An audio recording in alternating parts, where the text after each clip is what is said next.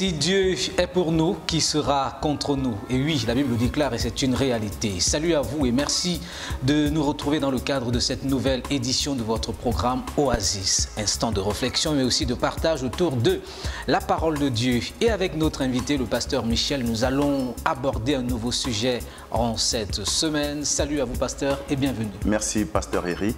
C'est un plaisir de servir. Avec vous, nous allons parler en cette semaine des addictions. Les addictions, car malheureusement, nombreux sont ceux qui sont devenus captifs d'un certain nombre d'attitudes, d'un certain nombre de comportements. Et avec vous, nous allons essayer de comprendre quelle peut être l'origine, comprendre des conséquences, mais aussi voir quelles sont les manifestations. Quand on parle d'addiction, pasteur Michel, à quoi est-ce qu'on peut faire allusion? Alors, c'est un sujet très important dans la vie du chrétien et dans la vie chrétienne en général, parce qu'il se trouve que les chrétiens sont appelés à être libres et à vivre leur liberté. L'addiction, c'est un phénomène d'esclavage que l'on trouve dans la vie du chrétien et qui l'empêche d'expérimenter toute la plénitude de la liberté à laquelle il est appelé en Christ. Donc on considère donc deux types d'addictions. Des addictions d'une part à la consommation, des addictions aux substances, d'autre part des addictions à l'activité. Les addictions à la consommation, ça peut être des addictions à la drogue, à l'alcool, à la cigarette, oui, ou même à la nourriture. La boulimie, c'est une addiction. Oui. Et des addictions à l'activité, comme on le vit aujourd'hui dans notre génération, telles que les addictions à l'écran. Donc, c'est des types d'addictions, en fait, qui amènent ceux qui sont soumis à vivre de manière séparée du reste de la société. À développer une sorte d'activité secondaire et même une sorte de prison. Une sorte de prison, ils vivent dans une cage, ils vivent dans leur propre monde et ils se construisent un monde qui est défini par cette addiction-là. La Bible parle des addictions quand on lit le livre de Galates, chapitre 5, verset 21, en les décrivant comme étant des œuvres de la chair qui prennent le contrôle de la vie de l'homme, en l'occurrence l'envie, l'ivrognerie, les excès de table et les choses semblables. Et la Bible conclut ce passage en disant ceux qui commettent de telles choses n'hériteront point le royaume des cieux. Oui. Donc, les excès de table, l'ivrognerie, les envies, ce sont des œuvres de la chair qui ont pris le contrôle. Vous avez cité ce texte de Galates et puis j'ai envie de me poser cette question et certainement les téléspectateurs avec moi. Comment est-ce qu'un chrétien peut se retrouver dans des addictions? Est-ce que cela est propre à une catégorie de chrétiens? Peut-être ceux qui viennent de connaître le Seigneur, ou ceux qui à peine avancent avec le Seigneur, ou alors, en fait, tout le monde peut se retrouver à développer des addictions, pasteur Michel. C'est une question très importante, oui, parce que ce qu'il faut dire, c'est qu'il y a une différence, il y a un pas que chaque chrétien est appelé à franchir entre la vie à laquelle il est appelé et son expérience réelle. La vie chrétienne consiste à aligner l'expérience quotidienne à l'appel que nous avons reçu du Seigneur. Robert Davis, qui est un auteur que j'aime beaucoup, qui a écrit un livre intitulé « Sauvé mais encore esclave », il explique qu'il y a une différence fondamentale entre le salut et la liberté. Il prend l'exemple des enfants d'Israël qui étaient en Égypte, et on connaît l'histoire de la célébration de la Pâque, au cours de laquelle il y a un ange de la mort qui a parcouru le pays d'Égypte. Et les enfants d'Israël, parce qu'ils avaient mis du sang sur le linteau de leurs portes et de leurs fenêtres, ils ont été sauvés de la mort lorsque les premiers-nés des Égyptiens étaient frappés. Mais ils demeuraient esclaves. Donc ils étaient sauvés de la mort, mais ils demeuraient esclaves tant qu'ils étaient sur le territoire des Égyptiens. Il faut dire que c'est une très belle image, c'est-à-dire ils avaient échappé à la mort. Ils ont échappé à la mort et c'est ça le salut. Mais ils demeuraient quand même sous le joug de Pharaon. Ils demeuraient sous le joug de Pharaon tant qu'ils étaient sur le territoire égyptien. Et il leur fallait absolument sortir de ce territoire-là pour être libre, pour expérimenter la liberté. Et c'est ce qui se passe dans l'expérience du chrétien. Un chrétien qui vient à Jésus, il est instantanément sauvé dans son esprit. Et la Bible dit qu'on reçoit un esprit nouveau. Son esprit est instantanément régénéré. Mais il se trouve qu'il y a probablement des forteresses qui ont été enracinées, établies dans son âme, établies dans ses pensées, établies dans ses émotions à cause des circonstances par lesquelles il est passé tout au long de sa vie, ou alors à cause d'une hérédité familiale. Et ces forteresses-là sont renversés par un processus de libération. En fait, on va dire, hein, chers téléspectateurs, personne n'est à l'abri des addictions. Qui concerne tout le monde. Et aujourd'hui, il faut juste avoir l'honnêteté de le reconnaître parce que plusieurs souffrent et sont dans les chaînes, mais ont peur de l'avouer, peur de le reconnaître parce qu'ils ont peur d'être rejetés. Ils se demandent comment est-ce qu'on va allier cette image à leur titre actuel. Est-ce qu'ils vont continuer de jouir des privilèges dont ils jouissent aujourd'hui dans la maison du Seigneur? Mais je voudrais dire la liberté est beaucoup plus importante que l'honneur que l'on reçoit des hommes parce que la liberté donne l'honneur devant Dieu. Et c'est Dieu, il regarde au cœur.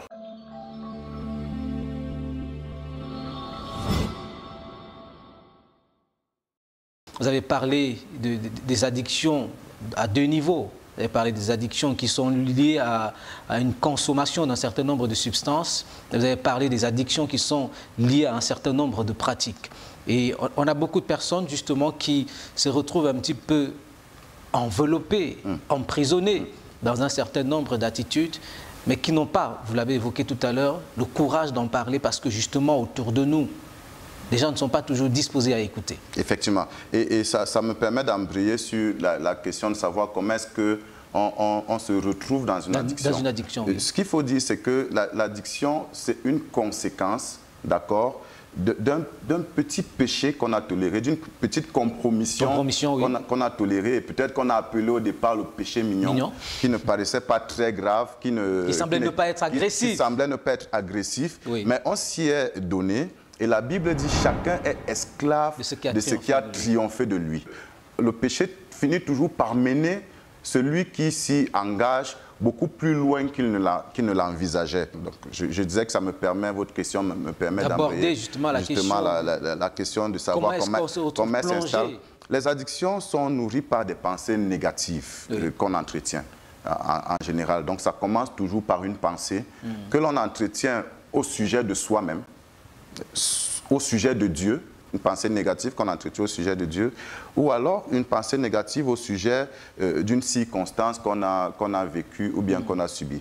Un exemple de pensée négative que l'on entretient au sujet de soi-même et qui aboutit à une addiction, ce sont des pensées que nourrissent par exemple les images impures auxquelles on se livre. Et c'est l'occasion de dire que la pornographie est un véhicule par excellence des addictions et qui conditionne les comportements. Ou alors des mauvaises pensées vis-à-vis de Dieu. Il y a des églises ou des milieux où on présente Dieu d'une manière légaliste comme étant un bourreau qui est prêt qui n'attend que la moindre erreur pour sévir. Et une telle éducation finit par produire des chrétiens ou des personnes hypocrites. Et l'hypocrisie est un environnement propice à l'éclosion des addictions. De l'engrais. C'est de l'engrais, exactement. C'est un très bon terme. C'est de l'engrais pour l'addiction. Christ nous a franchis. C'est pour la liberté qu'il nous a franchis. Et il nous a franchis par sa grâce. C'est pour ça que la loi de Moïse n'avait pas été donnée aux hommes pour la libération des hommes. La Bible dit que la loi était un pédagogue pour nous conduire à Christ, ayant démontré aux hommes leur incapacité à se sauver par leurs propres efforts. Donc, il n'y a pas de légalisme qui puisse produire la liberté. Bien au contraire, le légalisme est un véhicule de l'addiction. Et le troisième domaine de mauvaises pensées que j'ai énuméré, c'était les mauvaises pensées au sujet des circonstances.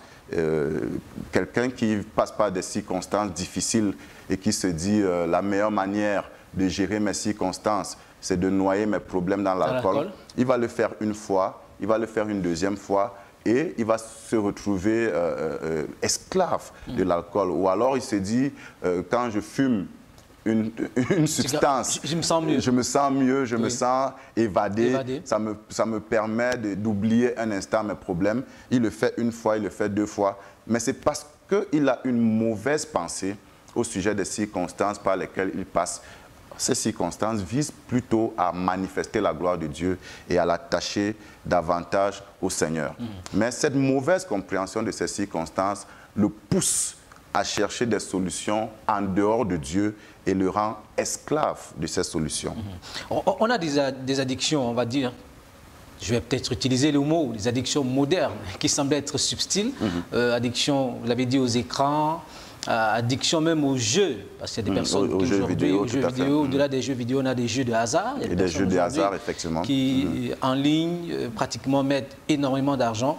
Et comment est-ce qu'on peut se retrouver quand même à ce niveau, Pasteur Michel? Alors, on se retrouve dans ce genre d'addiction aux jeux, effectivement, et c'est encore lié au genre de pensée qu'on entretient vis-à-vis de soi-même, vis-à-vis de Dieu, vis-à-vis de ces circonstances. Quelqu'un, par exemple, de qui on a dit « tu n'es pas intelligent », d'accord ? Tu n'es pas sage, tu ne peux rien produire de bon, et qui découvre un aspect dans lequel il peut exceller, en l'occurrence un jeu où il excelle, où il peut démontrer ses compétences, ses capacités, il aura tendance à s'attacher à ce jeu parce que ça lui permet de combler ce vide qui a été créé par l'appréciation négative dans un autre domaine de sa vie. Et il se retrouve esclave de ce jeu, voulant en permanence se démontrer qu'il vaut quelque chose, contrairement à ce qui lui avait été dit. Est-ce qu'on peut dire que l'addiction est entretenue par un déficit? C'est-à-dire on a un déficit quelque part et on essaye de le combler. L'addiction, effectivement, c'est une pensée mensongère que le diable communique à ces sujets en lui disant « il te manque telle chose, voici la solution ». Mais je voudrais dire, les problèmes, la solution à tous les problèmes auxquels ils font face, c'est Jésus.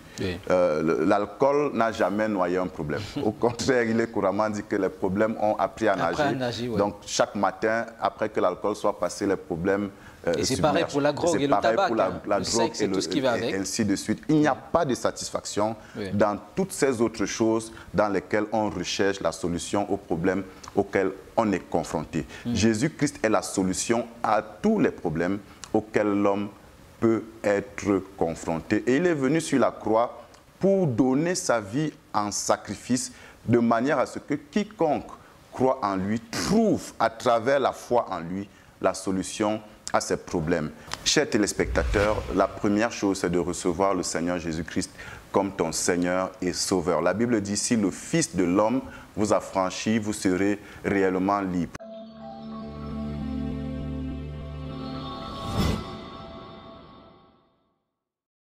Après avoir défini ce que c'est qu'une addiction, après avoir évoqué la question de qui peut être sujet à une addiction, mais également après avoir parlé un petit peu du mécanisme qui nous conduit à l'addiction, nous allons avec notre invité poursuivre notre parcours. Même la Bible parle des addictions. La Bible parle des addictions, en effet. Il y a plusieurs histoires bibliques qui parlent des personnages qui étaient choisis par Dieu, qui étaient oints par Dieu, mais dont l'impact a été limité par une addiction. Le premier personnage qui me vient à l'esprit lorsque j'en parle, c'est Samson, dont on connaît les circonstances de la naissance. On sait qu'un ange était apparu à ses parents pour dire comment il devait être nourri.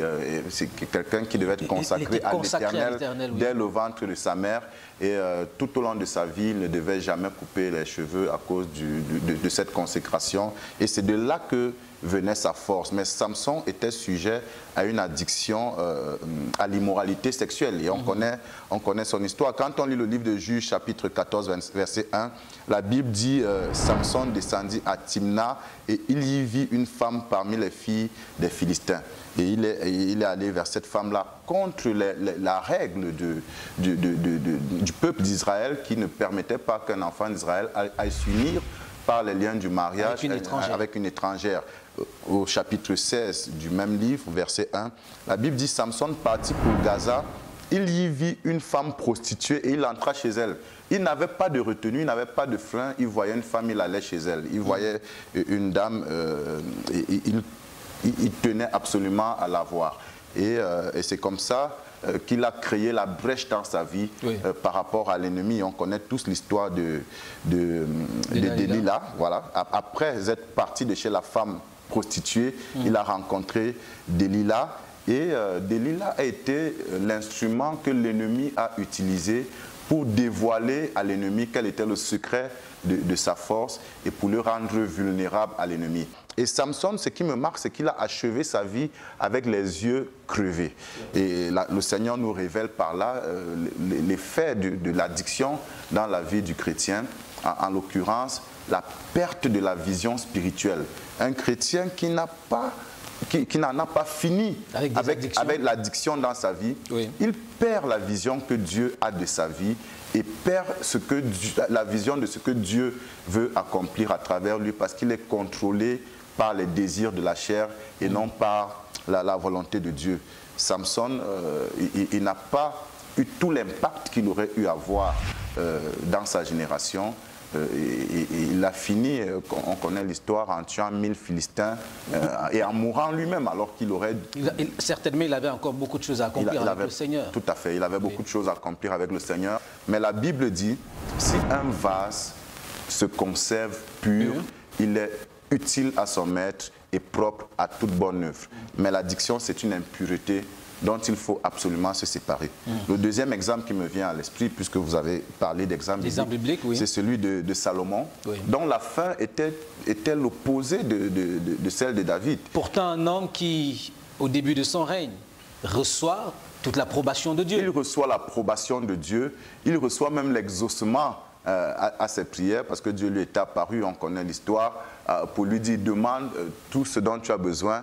Et il a demandé la sagesse pour diriger le peuple d'Israël. Et Dieu lui a dit, puisque tu as demandé la sagesse, je te donnerai d'autres choses, les richesses, la gloire et tout ce qui va contribuer à ton épanouissement et à ton éclosion. Mais à la fin de la vie de Salomon, la Bible nous dit, quand on lit dans le livre de 1 Roi chapitre 11 verset 14, que Salomon aima beaucoup de femmes et surtout des femmes étrangères. Outre les filles de Pharaon, la fille de Pharaon, il aima des Moabites, des Ammonites, des Édomites, des Sidoniennes, des Hétiennes, appartenant aux nations dont l'Éternel avait dit aux enfants d'Israël, vous n'irez point vers elles. Donc Salomon, contrairement à David qui considérait ces nations comme des ennemis de l'Éternel qu'il fallait combattre pour l'avancement du royaume des cieux, il a fini par s'allier à ces nations ennemies. Et c'est comme ça que plusieurs chrétiens s'allient à des démons, s'allient au diable en tolérant des addictions dans leur vie. Ils ouvrent la porte, ils ouvrent des boulevards à leur cœur aux possessions démoniaques ou même à l'opération des esprits méchants, là où c'est le Saint-Esprit qui aurait dû agir dans leur vie. Salomon, la Bible dit, à la fin du passage, dans 1 Roi chapitre 11, verset 4, « Son cœur ne fut point tout entier à l'Éternel, son Dieu, comme l'avait été le cœur de David, son père. » Donc, la conclusion de la vie de Salomon n'a pas été la même que celle de son père David. Qui était l'homme selon le cœur de Dieu. Parce qu'il a été sujet à ces addictions qu'il n'a pas traitées à travers une repentance véritable et à travers le désir de plaire au Seigneur qui animait David. On a vu que David a péché, on connaît tous l'histoire, mais ce péché n'est pas devenu une addiction pour lui parce qu'il s'est repenti d'un cœur sincère.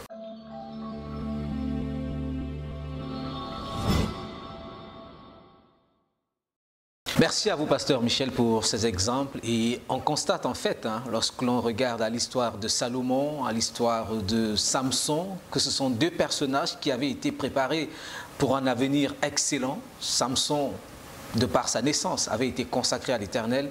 Salomon également, qui avait reçu de Dieu un certain nombre d'éléments utiles pour son ministère. Mais ils n'ont pas pu aller au bout. Ils n'ont pas pu aller au bout à cause des addictions. Les addictions, c'est un peu comme une chaîne que le diable attache sur le pied d'un de ses esclaves, et à laquelle il peut laisser une corde attachée, une corde de 10 mètres, de 50 mètres. Il donne une certaine marge de manœuvre, et la personne commence sa course se croyant libre, et le diable, ce qu'il fait, c'est qu'il attend le moment propice pour tirer la corde et ramener en arrière. Et afin que la dégringolade de cette personne soit avec fracas. Donc c'est comme quelqu'un qui fait une ascension d'une montagne et il le laisse monter au premier refuge, deuxième refuge, si je prends le cas de l'ascension du Mont Cameroun. Et quand il arrive à un niveau où la chute aura des conséquences irréparables, il tire la corde et la personne tombe. C'est ça qui est arrivé à Samson, c'est ce qui est arrivé à Salomon. Donc oui. plusieurs peuvent se dire non, mon ministère continue d'être productif, je continue de gagner les âmes au Seigneur. Je fais des miracles. Je fais des miracles, ça va aller. Oui. Mais le diable attend l'occasion propice pour générer une chute qui sera scandaleuse et qui va créer des dégâts, non pas seulement dans la vie de celui qui expérimente la chute, mais aussi dans tout le corps du Christ. Parce que son objectif, c'est d'obstruer l'avancement du royaume des cieux et jeter le discrédit sur le nom du Seigneur Jésus. Et là, vous évoquez une question importante, parce qu'il y a beaucoup qui vivent et qui entretiennent des addictions, mais qui ont le sentiment que, bon voilà, parce que le ministère est florissant, parce que ça marche, ils ont l'approbation de Dieu, ça ne dérange pas. Et on a développé même parfois un ensemble de théologies pour entretenir ces addictions. Et ce qu'il faut dire, c'est que Dieu ne se répand pas de ses dons et de ses talents. Quelqu'un peut être sujet à une addiction, mais continuer de manifester les dons du Saint-Esprit.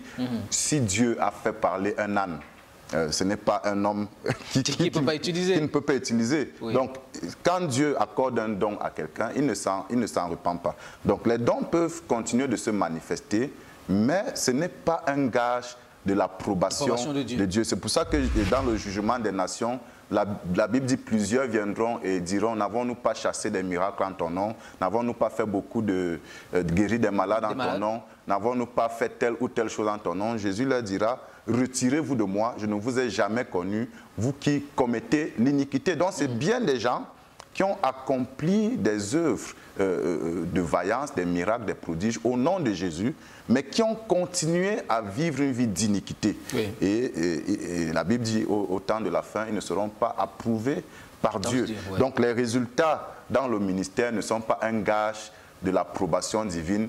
Et je profite de l'occasion pour appeler chaque ministre et chaque chrétien à rechercher premièrement l'approbation de Dieu avant l'approbation des hommes. Alors parlons un petit peu des conséquences. Des conséquences et même de toutes ces choses qui peuvent malheureusement peser lorsqu'on est sujet à des addictions. Alors les premières conséquences de l'addiction sont liées à la destinée, dont nous venons d'en parler. Donc c'est un véritable frein à l'accomplissement des projets de Dieu pour sa vie. Les autres obstacles sont d'ordre physique. Quelqu'un qui est sujet à une addiction à la consommation peut développer des maladies, des perturbations, des perceptions sensorielles, visuelles et ainsi de suite. On connaît l'effet des drogues, l'effet des cigarettes, l'effet de la boisson.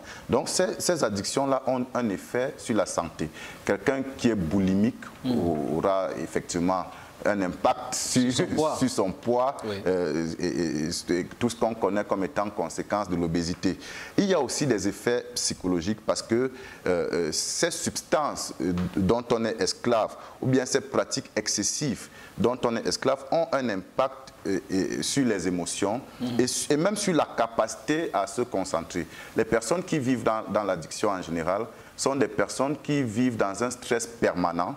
Pourquoi? Parce que ils sont en permanence sujets à la culpabilité.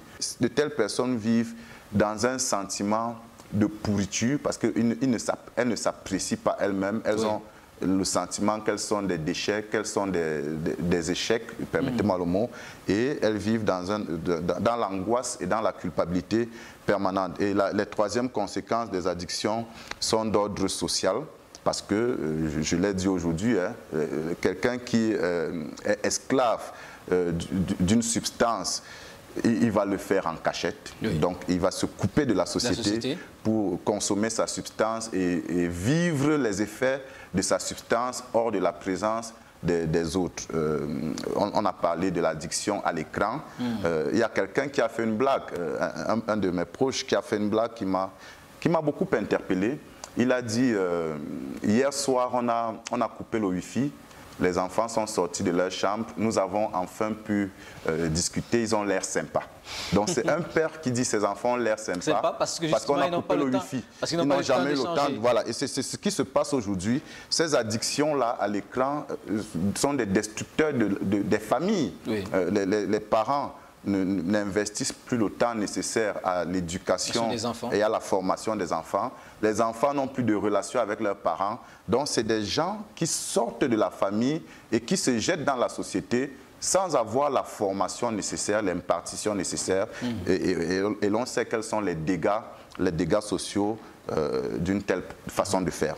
On va dire, on peut ajouter à cela hein, des conséquences sur le plan financier aussi. Des conséquences sur le plan financier parce que ces substances coûtent de l'argent. On a des gens qui ont dépensé exactement, qui touchent leur salaire et qui ne sortent du bar que lorsque le salaire est fini, au détriment de la scolarité de leurs enfants, au détriment même de la nutrition ou bien de la ration dans leur maison. Les conséquences sont légion. Je ne saurais les citer. Il faut écrire des livres pour parler des conséquences des addictions. Dans tous les cas, ceux qui nous regardent certainement savent ou bien constatent autour d'eux des personnes qui vivent soit renfermées, des personnes qui se sont bâties un monde à part, des personnes en fait qui vivent dans un autre environnement.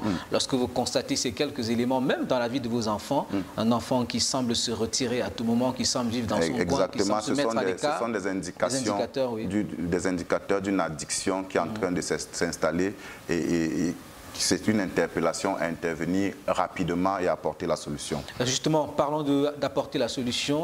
Lorsqu'on est sujet à des addictions, comment est-ce qu'on sort de là? La première chose, c'est la repentance vis-à-vis de Dieu, parce que la Bible dit que chacun est esclave de ce qui a triomphé de lui. Et lorsqu'on se repent du péché qui a triomphé de soi, on sort de la zone d'esclavage. La repentance affaiblit ce péché-là et lui retire son pouvoir sur l'homme. Et je parle de la repentance véritable. L'apôtre Paul parle d'une repentance dont on ne se repent jamais. Voilà. Et l'autre élément important pour en finir avec les addictions, c'est ce que j'appelle aujourd'hui une consécration authentique à Dieu. La Bible dit dans Romains chapitre 12, verset 1, « Je vous exhorte donc, frères, par les compassions de Dieu, à offrir vos corps comme un sacrifice vivant, saint, agréable à Dieu, ce qui sera de votre part un culte raisonnable. » Et c'est un sacrifice qui ne s'opère pas une seule fois pour toutes. C'est un sacrifice qui est sans cesse renouvelé. Et ce sacrifice-là va en fait rappeler à celui qui se consacre à Dieu qu'il ne s'appartient pas à lui-même. Et je ne vais pas utiliser les membres de Christ pour en faire les membres d'une prostituée. Je ne vais pas utiliser les yeux de Christ pour regarder des images impures qui ne le glorifient pas. Et le troisième élément important pour en finir avec les addictions, ça nous ramène aux causes des addictions qui sont liées aux pensées qu'on entretient au sujet de soi-même, au sujet de Dieu, au sujet des circonstances.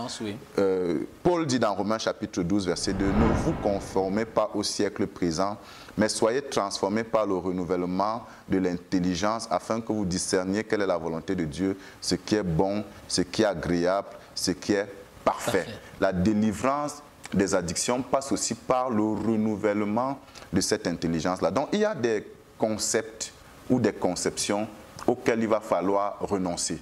Celles qui ont été établies par des images qu'on a vues, par des choses qu'on a entendues, par des expériences qu'on a vécues et qu'on a interprétées de manière négative, qui nous ont donné une mauvaise image de nous-mêmes, de Dieu, ou alors de ces circonstances-là. Il faut les renverser par la puissance du Saint-Esprit, selon qu'il est dit, les armes avec lesquelles nous combattons ne sont pas charnelles, mais sont puissantes par la vertu de Dieu pour renverser les forteresses. Le changement de l'expérience commence par le changement du système de pensée, par le changement de l'intelligence. Et maintenant, après avoir renoncé à ces mauvaises pensées-là, il faut établir dans sa vie de nouvelles pensées tirées de la parole de Dieu. Donc, il faut bâtir une relation véritable et assidue avec la parole de Dieu qui vont nourrir les pensées de ce qui est authentique, de ce qui est véritable, de ce qui est digne de louange, de ce qui est digne d'approbation. Et celui qui s'y applique verra les chaînes de l'addiction tomber dans sa vie. En s'attachant aux Écritures, il découvrira la vérité. Et la Bible dit, vous connaîtrez la vérité et la vérité vous affranchira.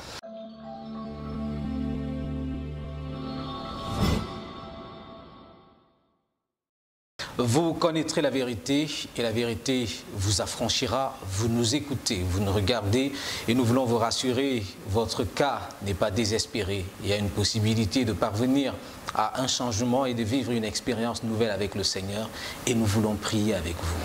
Nous allons prier. Vous allez répéter cette prière après moi. je vous prête simplement mes paroles.